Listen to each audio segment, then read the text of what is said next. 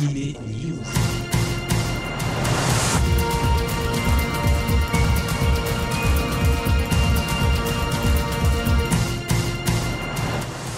Bonjour à tous, c'est Alexandre. Vous êtes bien à l'écoute de Generic Kids et je veux ouvrir ce 247e Animé News sur un hommage aux victimes des attentats de Paris le vendredi 13 novembre dernier. La douleur est vive, cinglante, finalement indicible. Je la partage de tout mon être. Mes pensées vont aux victimes, à leurs proches, aux Parisiens, mais aussi à toutes les victimes des obscurantistes et des terroristes où qu'elles se trouvent à travers le monde. Hier, je suis Charlie, je suis Tunisie, je suis Kenya. Il y a peu, je suis Beyrouth. Aujourd'hui, je suis Paris.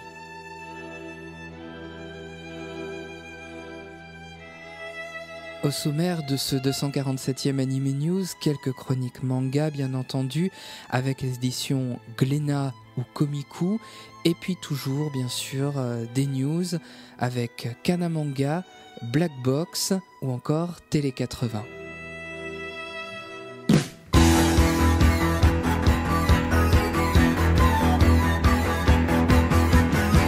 Je commence justement avec Télé 80 puisque Ulysse revient. Ulysse reviendra le 31 janvier prochain, plus précisément, en CD, avec 31 titres pour une réédition améliorée de l'album consacré à cette série mythique des années 80, et tout cela bien sûr en partenariat avec Generic Kids et Génération Souvenir.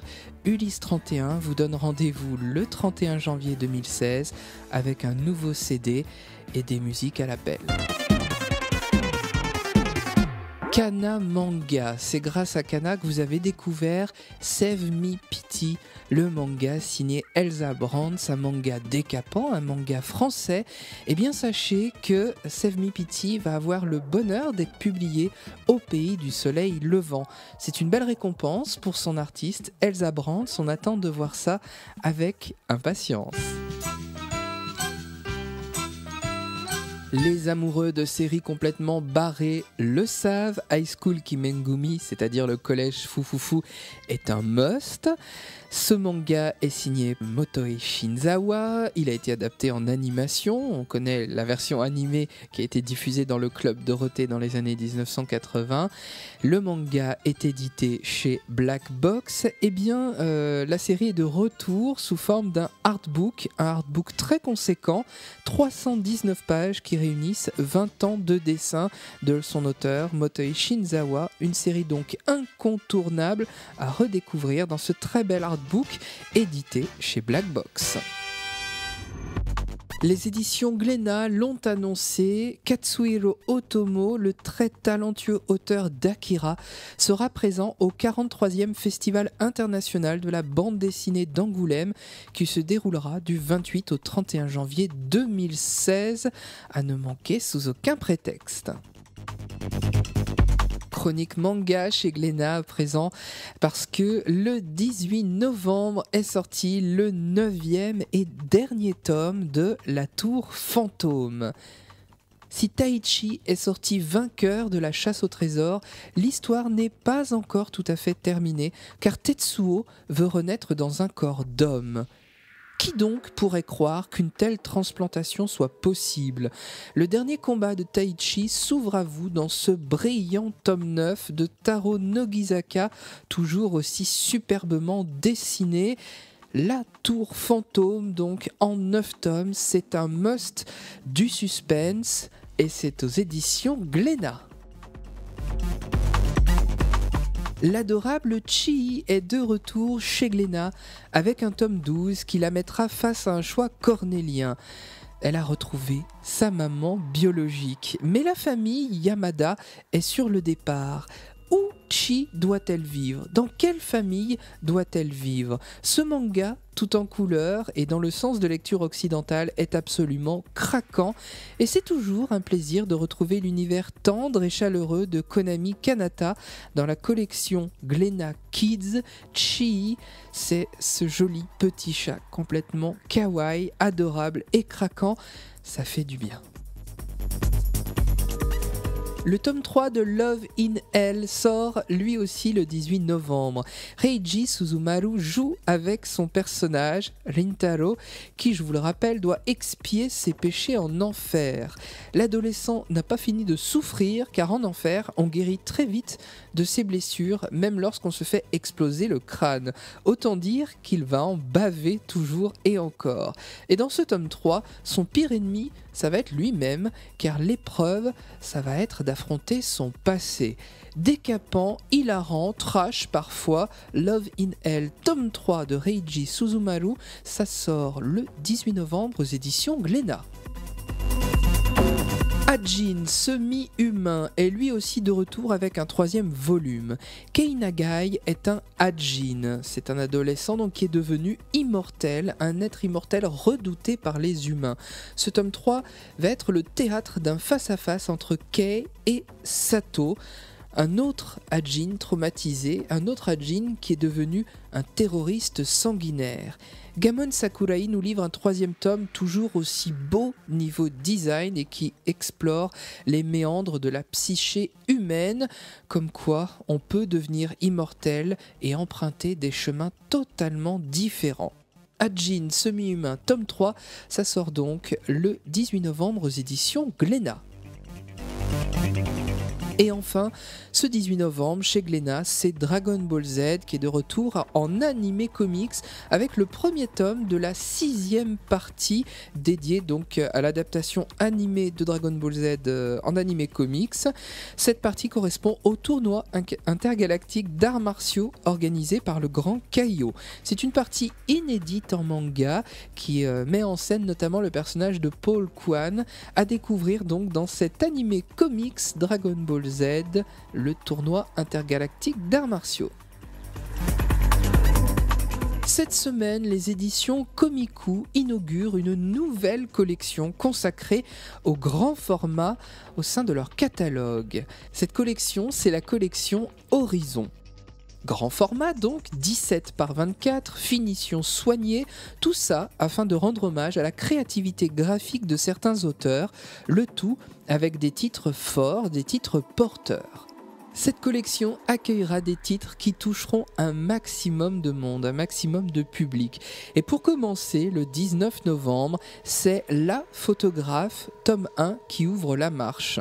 Je vous en avais parlé brièvement sur Twitter il y a quelques semaines. La Photographe, tome 1 de Kenichi Kiriki est d'ores et déjà saluée au Japon et ne manquera pas de vous séduire. La fille d'Osamu Tezuka ne tarit pas d'éloges sur ce titre au Japon qui s'inscrit aussi dans la veine de Jiro Taniguchi. C'est vous dire l'estime accordée donc à ce titre. La Photographe, c'est le parcours d'Ayumi, une lycéenne passionnée de photographie, on s'en serait douté, qui, à travers son regard et son objectif, explore la capitale nippone au fil des lieux et des vies.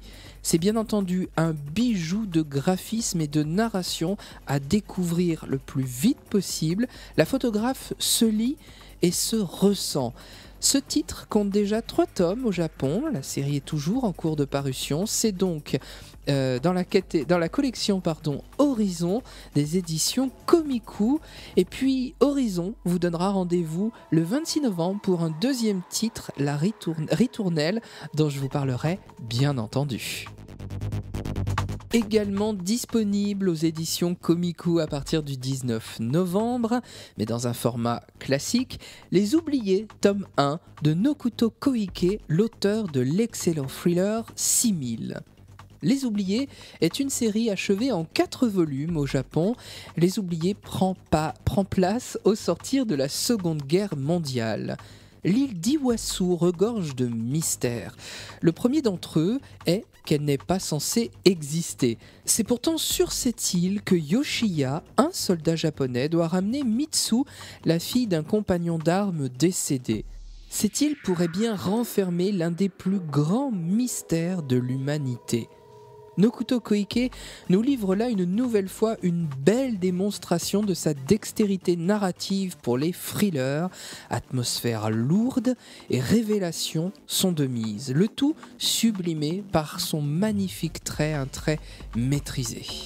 Si vous avez aimé 6000, inutile de vous dire que vous allez adorer Les Oubliés, à découvrir donc aux éditions Komiku. Et puis Komiku ce mois-ci, c'est le 19 novembre, Les Oubliés, on vient d'en parler, La Photographe, donc tome 1, mais aussi le second tome, le deuxième tome de Arte, donc tome 2 qui sort lui aussi le 19 novembre.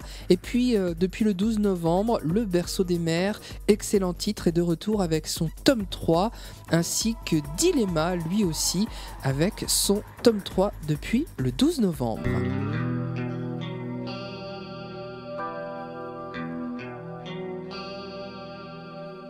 Ce 247e Anime News est à présent terminé. Je tiens à remercier Alexandre de Manganime qui m'a aidé à préparer donc ce numéro. Manganime donc avec aussi des chroniques manga et animés, des news, manganime.fr.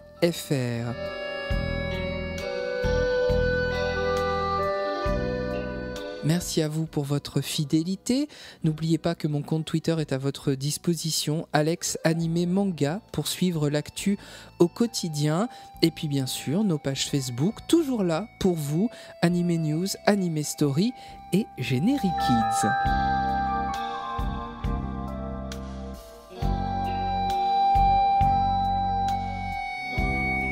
Le second rendez-vous animation japonaise de la semaine sur Generic Kids, c'est bien entendu Anime Story. Rendez-vous mercredi soir à 21h pour redécouvrir une série que vous avez aimée. L'émission est rediffusée jusqu'au dimanche à 17h. Les autres rendez-vous sur Generic Kids, c'est le mardi soir, Il était une fois, et puis le jeudi soir, là aussi à 21h avec votre soirée 100%.